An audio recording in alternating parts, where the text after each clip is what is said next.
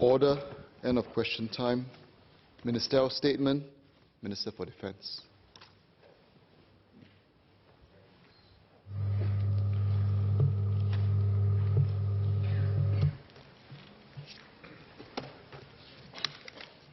Mr. Speaker, before I begin my statement, allow me on behalf of all members in this House to offer our deepest condolences to the family of the late Corporal Aloysius Pang. There was an outpouring of sympathy from Singaporeans all across the island on Corporal Pang's passing, as we shared the grief of the family's tragic loss. And I pray that the passage of time will bring some comfort to the Pang family, as well as for the other families affected by the recent deaths of NSF.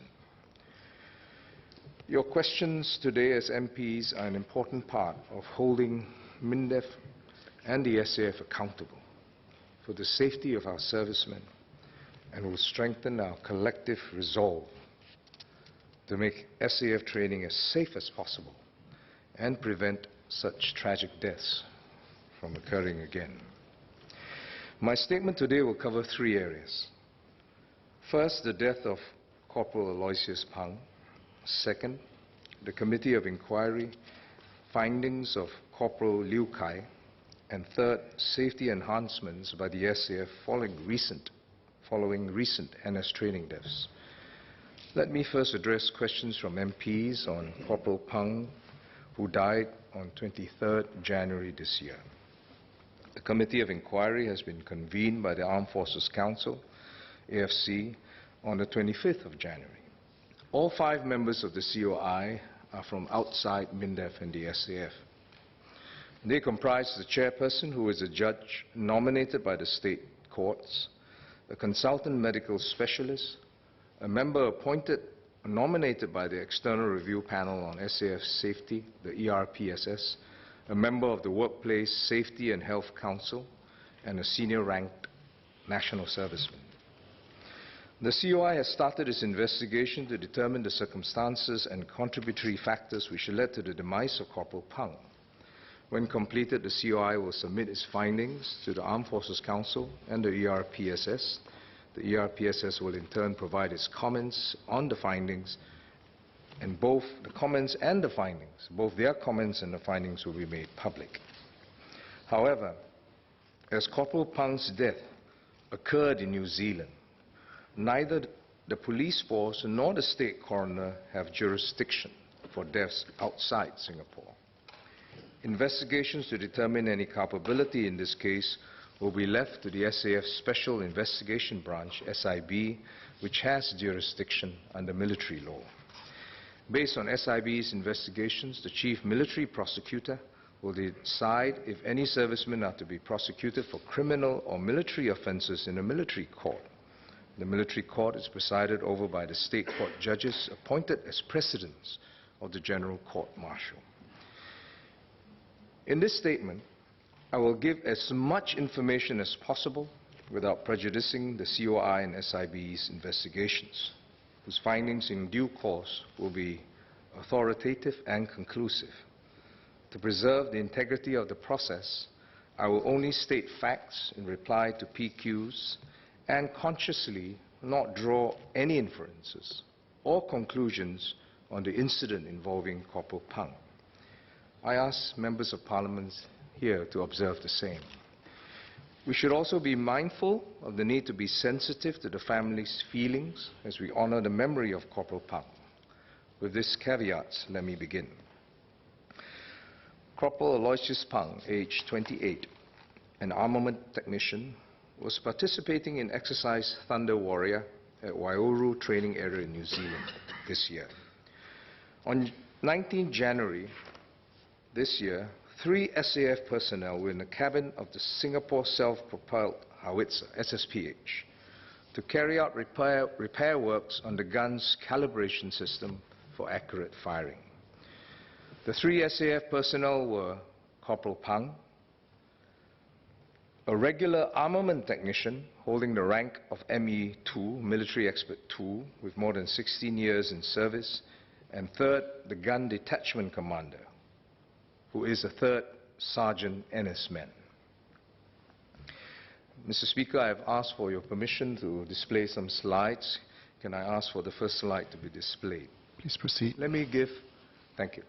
Let me orientate members to, first of all, the cabin of the SSPH. The cabin is 2.3 meters in height, 2.44 meters from front to rear, and 2.64 meters from side to side. That gives you the rough dimensions, the dimensions of the cabin within. The gun barrel, which on the left-hand side of the screen is now in the inclined position and therefore it's lowered in the rear, divides the cabin into two.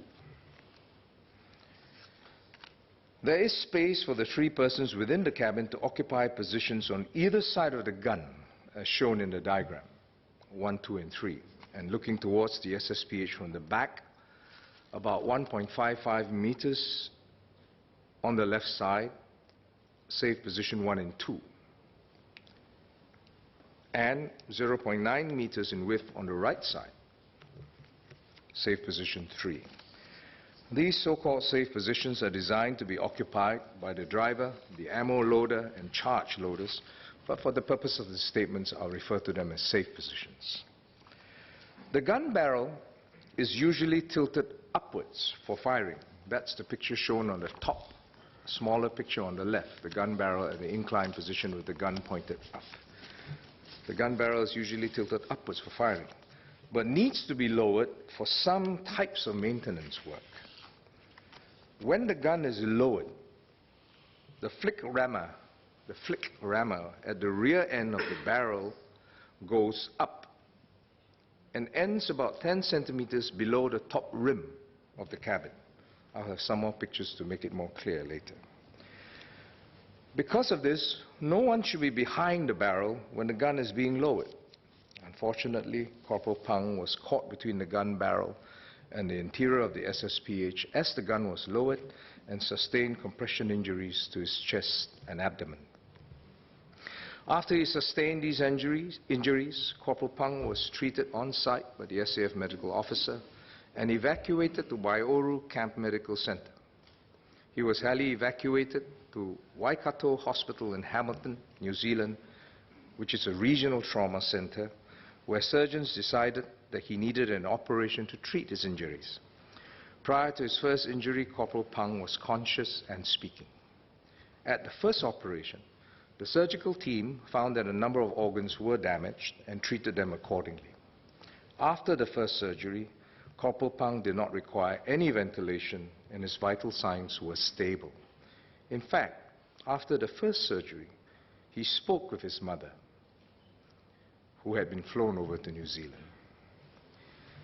A second look surgery had been planned for Corporal Pang on 21st January 2019, 2 days after the first surgery. According to the surgeons there, this was to detect further injuries, as damage from compression injuries may only show up later. No further damage was discovered at the second look surgery, but despite this, Corporal Pang's condition subsequently deteriorated. Despite being placed on artificial life support and further treatment, Corporal Pang passed away on 23rd January 2019, 4 days after the primary incident in the SSPH. I propose now to deal with MP's questions which fall in 3 broad categories. First, what was the experience and state of the maintenance crew? I have a second slide. Corporal Pang had arrived in New Zealand on 6th January and had begun maintenance work from 10th January. So 6th January he arrived, he began maintenance work 10th January. This was Corporal Pang's 7th in-camp training. He had been trained to perform maintenance and repair for the SSPH since he was a full-time national serviceman. In addition, during his previous ICTs in-camp trainings in February of 2018, he had attended a 2-day refresher maintenance vocation training on the basic functional checks and troubleshooting for the SSPH. That course also included safety procedures during gun movements. Before participating in Exercise Thunder Warrior this year, Corporal Pang had undergone refresher training on maintenance tasks in New Zealand. For this exercise, Corporal Pang was involved in the preparation of more than 10 SSPHs, which included servicing and maintaining of the guns. The other two servicemen were also similarly qualified. The gun commander was in his 8th in-camp training and had undergone refresher training prior to his deployment in the exercise. The regular technician has 8 years of working experience on the SSPH, and it was his 6th time participating as a technician in Exercise Thunder Warrior. Let me explain how maintenance work on the SSPH is conducted when the unit is deployed in the field. There are 2 levels of maintenance support, basic and higher. Basic support is provided by the SSPH Battalion's Organic Forward Maintenance Platoon, made up of NS men, and Corporal Pang was part of this Forward Maintenance Platoon. If the repair works exceed the scope of the Forward Maintenance Platoon, more complex maintenance is requested from and performed by technicians in a higher maintenance echelon, and this is called the Forward Support Group, who are made up of regulars. So basic support, made up of NS men, more complex maintenance made up of regulars in the Forward Support Group. In this particular incident, Corporal Pang was first activated, but as he was unable to resolve the fault, Corporal Pang requested and received the help of regular technicians from the Forward Support Group. Corporal Pang and 1 regular technician of ME2 rank were inside the cabin of the SSPH with the gun commander, a 3rd Sergeant NS man, when the incident happened. These are the 3 persons I reference in the beginning of my statement. Second, the adequacy of safety protocols and whether the maintenance crew were familiar with them during this ICT. A number of MPs have asked for this. MPs Cheryl Chan, Fatima Latif, Darryl David, Ms. Chen Li Hui, Mr. Dennis Tan, and Joan Pereira. Let me show a 3rd slide.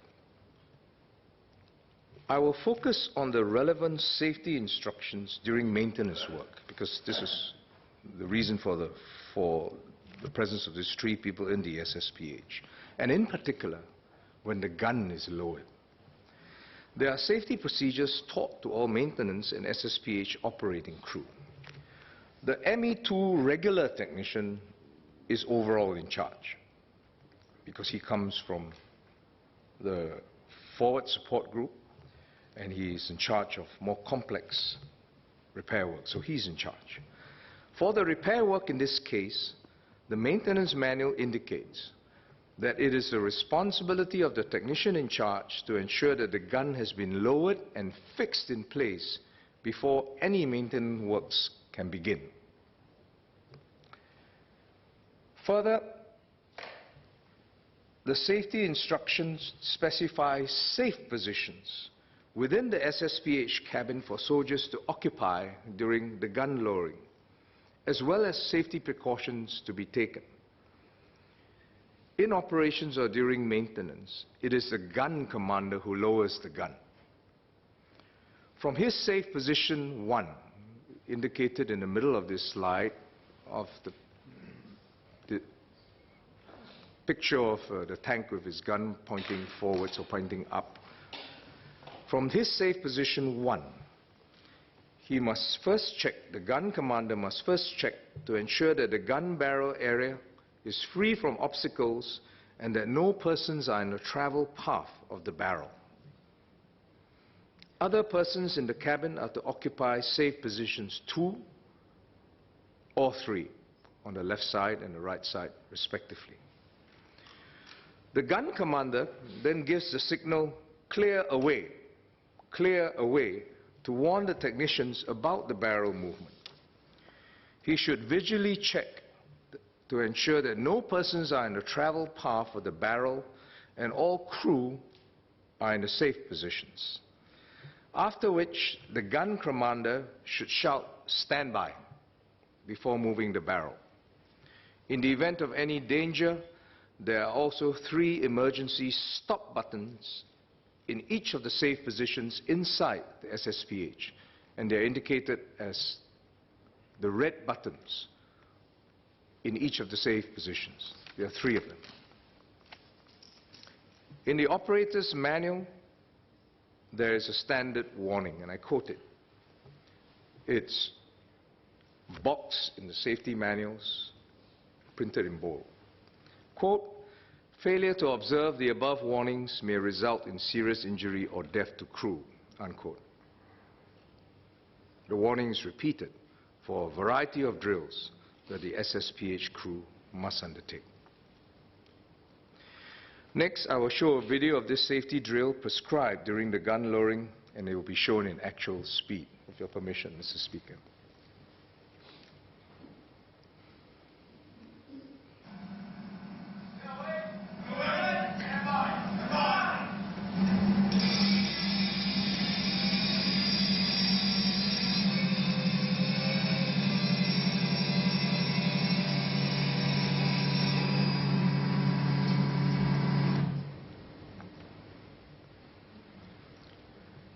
It takes about 9 seconds for the gun to be lowered to the horizontal position for maintenance.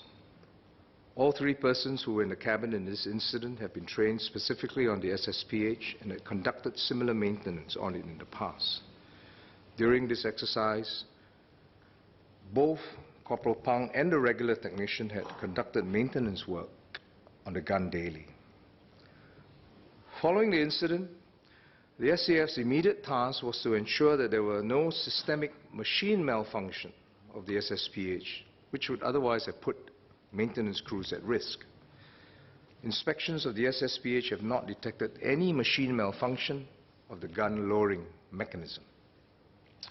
Third, was there a design flaw of the SSPH? Member Daniel Goh asked this. The SSPH was designed and developed to international military standards for system safety and human factor engineering. And many other militaries operate tracked 155mm guns with similar gun lowering mechanisms. This includes the United States, South Korea, and Germany. The SSPH prototype platform underwent extensive trials and evaluations from year 2000 to 2002 before its introduction in 2003. Over the last 15 years, so it's been in operation for the last 15 years. Over the last 15 years, more than 1,000 national servicemen and regulars have been trained to operate the SSPH, and about 12,500 rounds fired. There has not been any reported injury of servicemen due to the gun lowering for maintenance or operating in or firing the SSPH. I have stated the facts that MINDEF and SAF are aware of in reply to MP's questions. They include Mr. Christopher D'Souza, Mr. Pritam Singh, and Ms. Lee Bee Hua. We must now leave it to the independent 5-member COI led by the State Court judge to determine the factors which led to the death of Corporal Pang. The COI has full access to material and witnesses to determine the facts for themselves. For avoidance of doubt, let me reiterate that the COI need not take into account anything in my statement in Parliament today. Everything asked for by the COI will be released to them. I do not foresee needing to withhold any information for security reasons.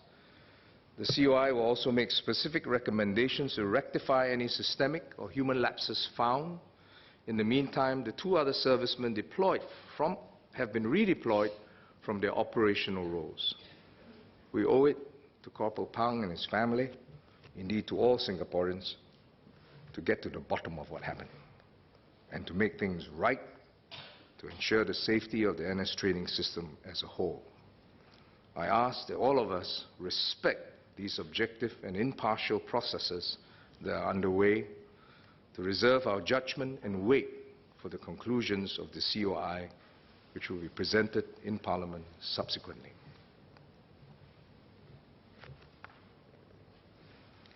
Let me now share the COI findings on Corporal Liu, who died on 3rd November 2018 after a Bionics reversed into a Land Rover of which he was the driver. As explained earlier in the House, the COI is enabled and governed by the SAF Act. Its mandate is fact-finding and not to determine culpability of individuals. To determine culpability, separate and independent from the COI, police investigations are ongoing. Thereafter, the Attorney General Chambers will decide if any persons should be prosecuted. Internally, MINDEF will conduct its own investigations and may charge persons who breach military law in the military court, even if the AGC does not file criminal charges. The COI of Corporal Liu Kai will take into account findings from these various judicial processes before finalizing his report. On 3rd November 2018, the 42nd Battalion Singapore Armoured Regiment, 42 SAR, was conducting a two-sided company mission exercise at the Jalan Murai training area.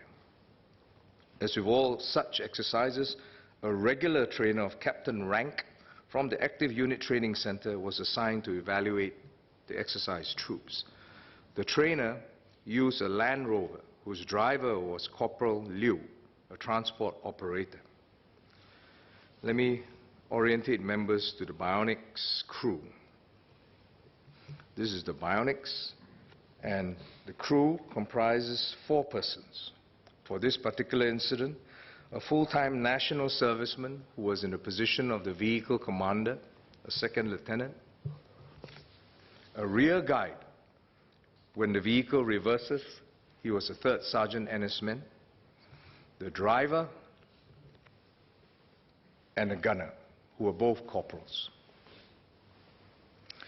The COI determined that the servicemen who were involved were qualified to participate in the exercise, having undergone the requisite training for their roles. On 2nd November 2018, the trainer met the Bionics vehicle commander to understand their maneuver plan for the next day's exercise. The COI was of the view that the servicemen involved had had their rests in accordance to the Training Safety Regulations, our TSR, and that their mental and physical states were fit for participation in the activity and did not appear to have an effect on their attention to safety protocols.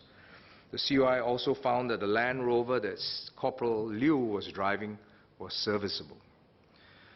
The Land Rover has 2 cameras, one that records events in front of the vehicle, and the second that records events inside the cabin of the Land Rover. The COI was able to piece together a detailed chronology from these camera recordings and statements from multiple witnesses. I will bring members through the events in detail by showing a series of graphics. The exercise started on the morning of 3rd November 2018 at 7 o'clock. Corporal Liu and the trainer were in the Land Rover following their assigned Bionics. At around 9:58, the Bionics crew spotted several vehicles passing by at a junction ahead of it and stopped the Bionics as ordered by the vehicle commander. Responding to this, the Land Rover, driven by Corporal Liu, also stopped. The COI found that the trainer had instructed Corporal Liu to move the Land Rover forward to overtake the Bionics. Just as Corporal Liu started to move forward slowly, shots were fired as part of the exercise. Upon hearing the gunshots, Corporal Liu stopped the Land Rover behind the Bionics, and based on the COI's calculations, this final position of the Land Rover would have been at a distance of, quote, at most 19.8 meters from the Bionics, but short of the safety distance of 30 meters stated in the Training and Safety Regulations, unquote. 4 seconds after the Land Rover had stopped, the Bionics started to reverse as part of the extrication drill ordered by the Bionics vehicle commander in responding to the shots. Let me explain a little bit about extrication drills. How well and quickly armor combat crews can extricate themselves when fired upon, can make a big difference as to whether they survive an enemy onslaught or are captured or destroyed. The COI acknowledged the need for this type of training, even though it is high risk. The bionics, as part of the prescribed drill, had to reverse so that its guns could continue to fire forward at the enemy. As the driver of the bionics is unable to see behind him or behind the vehicle, the rear guide directs the driver in reversing the vehicle. You remember the picture I showed of the bionics with the driver in front and he can see forward. It is the rear guide who must guide him in reversing. As the bionics reversed, the Land Rover was initially not in its path. The COI found that the bionics had drifted in reversing, and the driver made a slight steer to correct this drift. The steer brought the Land Rover into the path of the bionics. The COI did not find any mechanical problems with the bionics' steering equipment. Almost immediately after the bionics started reversing, the video recordings from the Land Rover's front-facing camera show the third sergeant rear guide of the bionics, quote, gesturing at the Land Rover to move away and then pushing the mic of his helmet closer to his mouth, unquote. The COI found that the rear guide issued stop commands into the intercom of his helmet set when the bionics started reversing and did so repeatedly. The intercom of the helmet is the rear guide's only means of communication with the other crew members in the bionics. However, the bionics continued to reverse. The video recording of the interior of the Land Rover cabin showed the captain trainer tapping Corporal Liu and signaling him to reverse the Land Rover. From the beeping sounds, it also indicated that Corporal Liu did engage the reverse gear. Both the trainer and Corporal Liu also shouted and gestured with their hands for the bionics to stop, and the trainer also attempted to reach for the handset of the radio set to communicate with the bionics crew. Approximately 8 seconds after they started reversing, the bionics collided into the Land Rover and mounted the driver's side before coming to a stop. The trainer could extricate himself, but Corporal Liu remained trapped. The trainer notified the conducting officer of the exercise, who immediately ordered the exercise to cease. A medic on board a nearby bionics immediately tended to Corporal Liu. The SAF emergency ambulance service, the unit medical officer, and the Singapore Civil Defence Force were activated and arrived on site. Unfortunately, Corporal Liu succumbed to his injuries. He was pronounced dead by the unit medical officer on site at around 10:35 hours. The cause of his death, as determined by the post-mortem, was traumatic asphyxia. The COI noted that the rear guide had repeatedly given an order for the driver to stop reversing through the intercom via his helmet. The COI noted that the intercom system was working earlier in the exercise. The COI has asked for an independent technical assessment and a report on whether the intercom system was working properly all the time.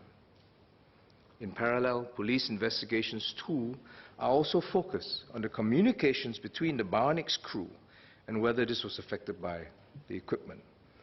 This is, of course, an important point that needs to be resolved, but we will have to await the outcome of the police investigations. The COI made several findings in their report. First, the COI noted that ensuring the safety distance is the responsibility of the vehicle commander of the Land Rover. In this case, the Land Rover ended up in a position that was less than the required safety distance from the bionics. Second, the reversing of the bionics from the simulated enemy encounter brought the Land Rover into the path of the bionics. The COI found that a safety management plan was included as part of the exercise and in line with standard practice. The COI also found there was adequate deployment of medics and medical equipment as part of this plan for medical response.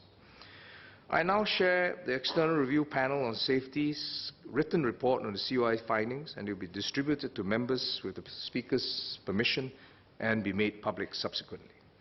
To summarize the report, they agreed with the COI's findings on the incident and proposed improvements that could be made to the safety management, emergency response system, and combat vehicle safety.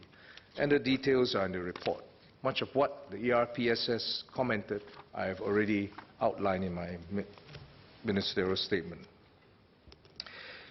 It will be now up to the AGC to decide if there are grounds to prosecute any person in the criminal courts for the death of Corporal Liu Kai. If no criminal charges are filed, MINDEF will take disciplinary measures for lapses identified in this incident in our military court. And we will update members and the public on these disciplinary measures.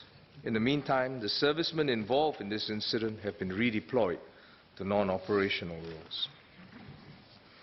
Mr. Speaker, Corporal Liu Kai was a well-liked and respected soldier. He served with pride and was remembered by his peers for his dedication and commitment. We mourn the loss of this precious son, and we hope that the measures that the SAF has put in place will prevent a similar incident in the future. And these are questions that members have asked, including Mr. Desmond Chu.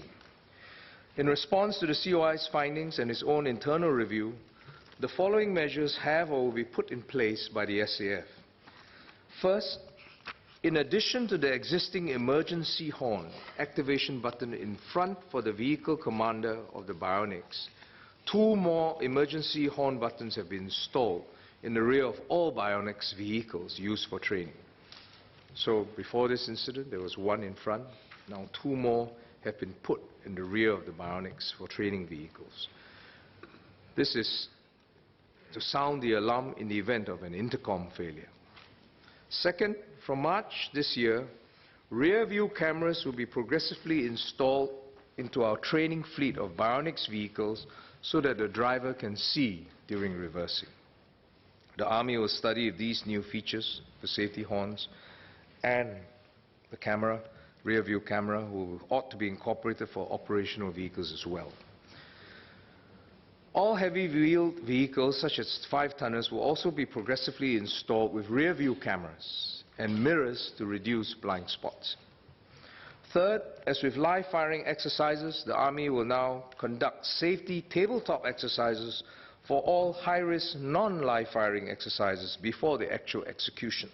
I think some members asked about this. This includes familiarization with emergency measures and evacuation plans. Fourth, more experienced regulars have been added as trainers. Fifth, starting from March this year, medics will upgrade their skills in resuscitation and handling of emergencies through attachments to hospital emergency departments or ambulances. Sixth, vehicle and equipment serviceability will be improved based on the recommendations of the external panel. Finally, with regard to the safety distance between vehicles. In an exercise area, vehicles are used for a variety of administrative, safety and training purposes. The current distance of 30 meters was prescribed after evaluation and tests, and in general assessed to be adequate for safety and still allow supporting elements to be responsive to events on the ground. But where vehicles have to reverse, such as in extrication drills, the Army has put in new measures to enhance safety. First, trainers will no longer travel in Land Rovers, but will join exercise troops in the combat vehicles during high-risk training. Second, for all reversing maneuvers, including extrication drills, the driver can only move the vehicle backwards with the explicit clearance of the rear guide. These 2 measures, together with the extra emergency horn buttons, will enhance safety and still allow our armor units to practice extrication drills. Further, the Army will ensure that only essential vehicles are allowed into the exercise area to minimize the risk of accidents. Apart from these specific measures, in response to the recent NS deaths, the SAF has decided that for the safety system as a whole, a dedicated unit will be set up at the highest level to drive and supervise the safety culture and enforcement against slack practices. This move also responds to ERPSS's finding that while safety policies and management systems of the SAF are largely in place, there was a need for more compliance checks and ground-level audits. In line with this objective, the SAF will undertake the following systemic measures. The current Safety and Systems Review Directorate, SSRD, will be expanded and elevated to an Inspector General Office under the Chief of Defence Force to oversee all services. The office will be headed by the SAF Inspector General. The Chief of Staff Joint Staff, which is an existing appointment of a Service Chief equivalent, will concurrently be the Inspector General.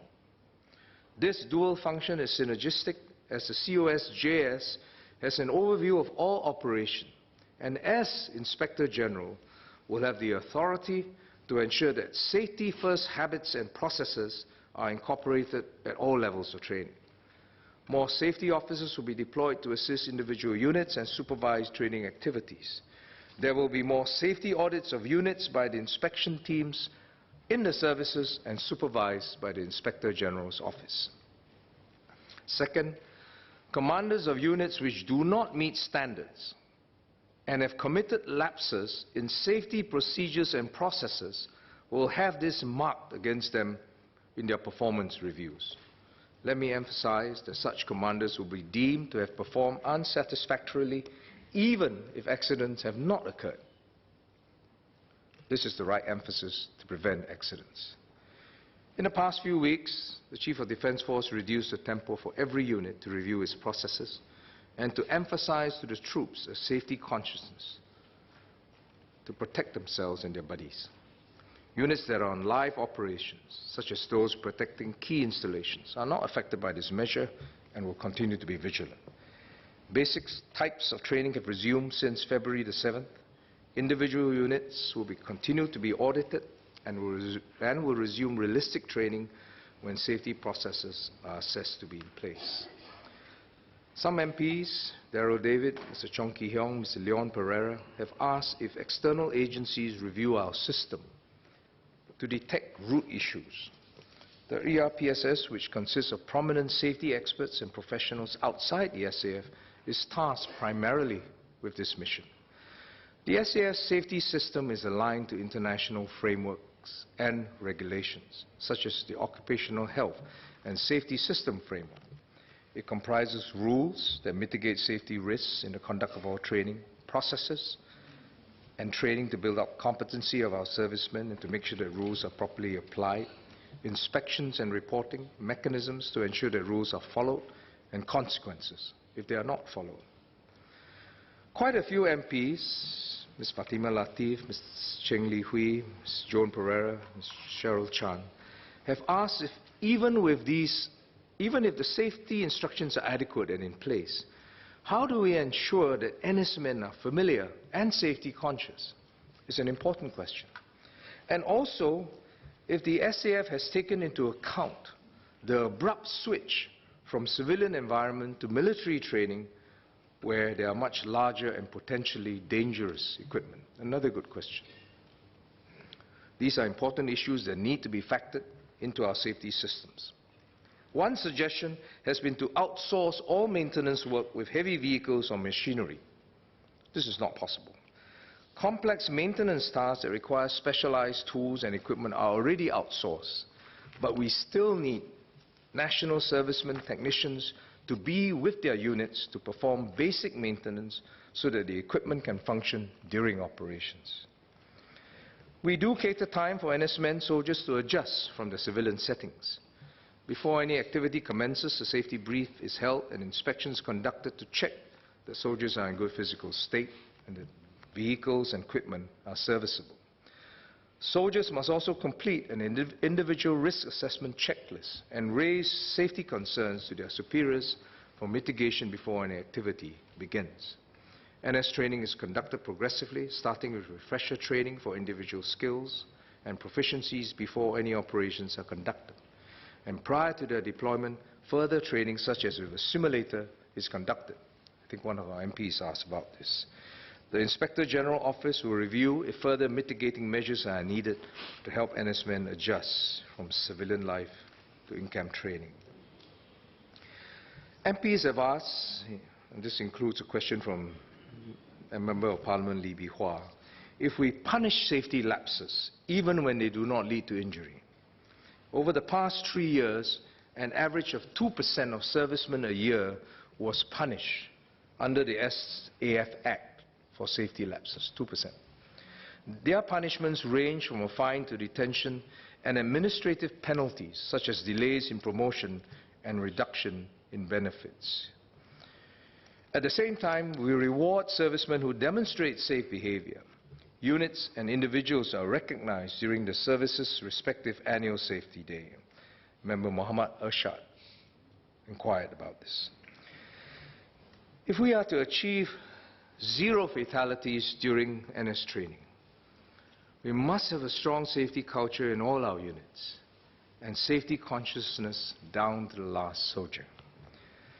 Commanders and supervisors must lead by example to emphasize safety, and all commanders undergo safety training and must know that safety lapses will affect their performance review.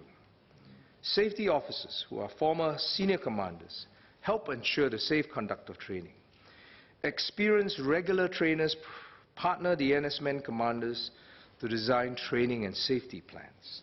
Soldiers must have a strong respect for safety rules, take care of one another, and speak out on safety concerns. Incentives and disincentives must be aligned to achieve the right safety outcomes. Our safety system must weed out unsafe practices even when they do not lead to accidents. And this was a point, I think, in the question of Member Irene Quay. Individual soldiers are encouraged to report unsafe practices and risky behavior to their superiors without fear of reprisals or regardless of rank, to call for an immediate stop to training.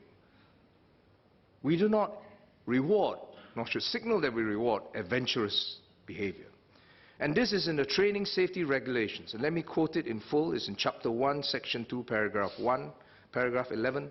Quote, anyone who spots a safety breach or unsafe practice can call for an immediate stop to it, rectify when possible, and report to the conducting officer.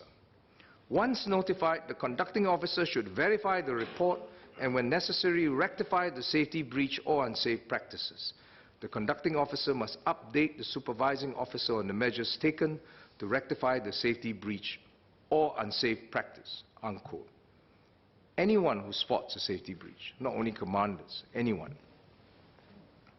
Servicemen can also report safety incidents and near misses through a 24-hour safety hotline. And this safety hotline receives about 140 calls a year. Ultimately, safety is both a command and individual responsibility. And everyone needs to play their part because precious lives depend on it. It is not true that we cannot train safely if we want to train realistically. If we have a strong safety culture and safety systems, it will give soldiers greater confidence to train hard and realistically.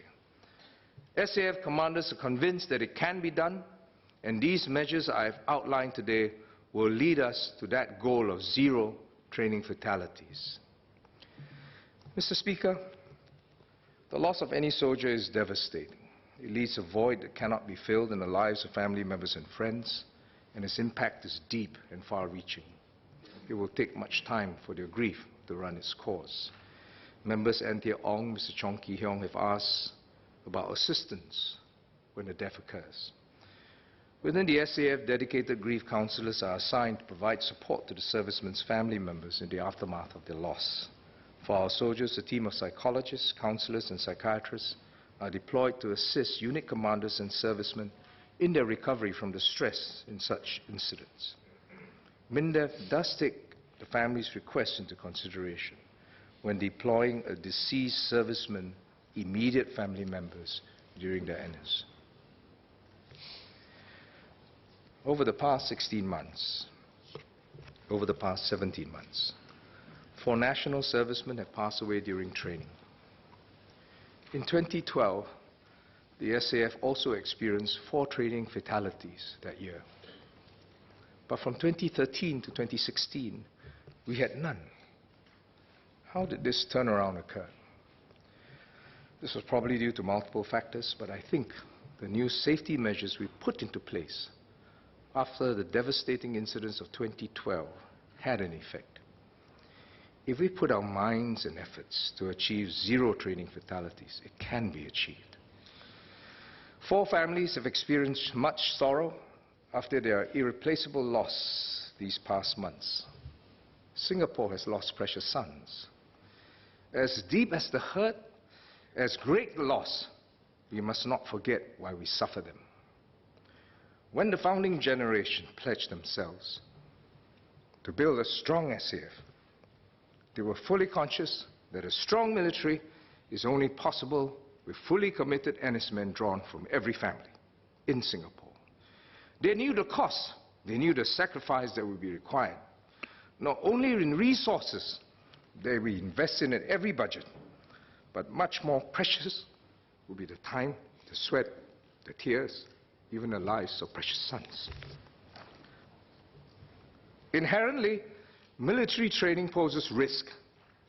On any given day within the SAF, thousands of NS men train hard amid moving tons of steel, bullets, munitions, and other explosives. Why do our NS men do it? They do it to protect Singapore. Because without NS men, we cannot have an SAF or the home team that can deter terrorists from attacking Changi Airport or Jurong, or harming innocent civilians in shopping malls and crowded places. Without the NS men and the SAF, potential aggressors will not shy away from simply marching into and occupying today's affluent Singapore as Iraq did to Kuwait. Without a strong defense, our air and shipping routes in and out of Singapore could easily be blocked, as Qatar now faces. These are not imaginary security threats that our NS men train for, but real. They have happened elsewhere and can occur to Singapore too. We must never give up on national service that forms the backbone of our SAF for national defense. This imperative of national service and our national defense does not absolve or reduce the accountability of MINDEF and SAF in any way to ensure safe training. On the contrary, it compels MINDEF and the SAF to do all that is humanly possible to prevent training deaths for NS men, because precious sons have been entrusted to us by their families. MINDEF and the SAF will hold ourselves accountable for every single NS man entrusted to us. I am deeply sorry for the loss of 4 precious NS men in the last 17 months. The NSF will strengthen, the SAF will strengthen its safety systems. Even as we honor those who died in service of our country, we must soldier on to build a strong defense, to protect Singapore, and to protect every NS man during training. Thank you, Speaker.